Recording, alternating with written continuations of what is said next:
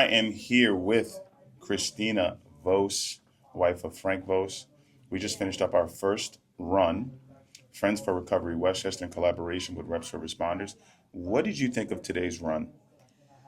Today's run is exactly what I needed personally. Perfect. I did have my son in the stroller, and I haven't run with him in the stroller in a long time, but the first thing that I noticed was the energy within the group itself and you and Danny facilitating the run. But saying hi to people who were passing by in the street and seeing other runners, it was like, hey, what's up? Great job. And I was like, we're not in this alone. And it was just like the energy that I needed to pick me up to get me through the rest of the day. I love to hear that. That's what we do it for. We do it for the community aspect of it. I feel like when you see other runners and you see people in the neighborhood and you say hi, it lightens up the mood and it makes the run a little bit more enjoyable for me. That's how I look at it. I know that you are prepping for a major race. Tell me how your training's going and what race are you running? So I'm training for the New York City Marathon, which is in November. Oh, yeah. Yeah, Frank and I are running it together. And honestly, I never thought in my life that I would ever run a marathon. I've run half marathons. As I was crossing the finish line for the half marathon, I said, I will never run a marathon. Like, I will not do this again. Do this distance twice. But just decided the opportunity came along, and I said, you know what?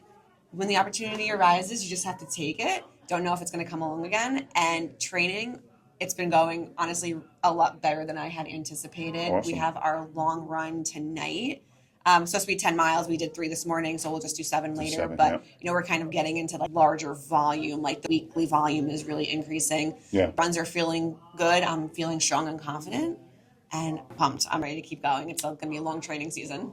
I think you're going to do phenomenal at this the New York City Marathon, only because you have a great baseline, right? You've halves before, and it's literally 2 half marathons, right? But the race really starts at like mile 16, and it's more mental than anything. But you're putting the training volume in, and that's where it counts. When you start to get to the days where you got to be on your feet for like 2 hours, 2.5 hours, that's where it really counts. But you've done something already that is extremely hard, which is being a mother, right? I think that is the cheat code, because you have done things like a child is not easy by any means. But not only having a child, but finding a way to getting yourself back to where you were fitness-wise, that's a whole nother feat in itself. So I want you to go out there in November and enjoy it. Don't make it like, I want this time. No, you just go out there, live in the moment, and enjoy it, because you being a New Yorker and running the New York City Marathon is probably one of the greatest things you're going to do as a New Yorker. And I want you to just really live in the moment and be present, because it is one of the greatest races you will ever run in your entire life. And you will probably get emotional. And I want you to take that emotion and use it, because that's what I did. Yeah.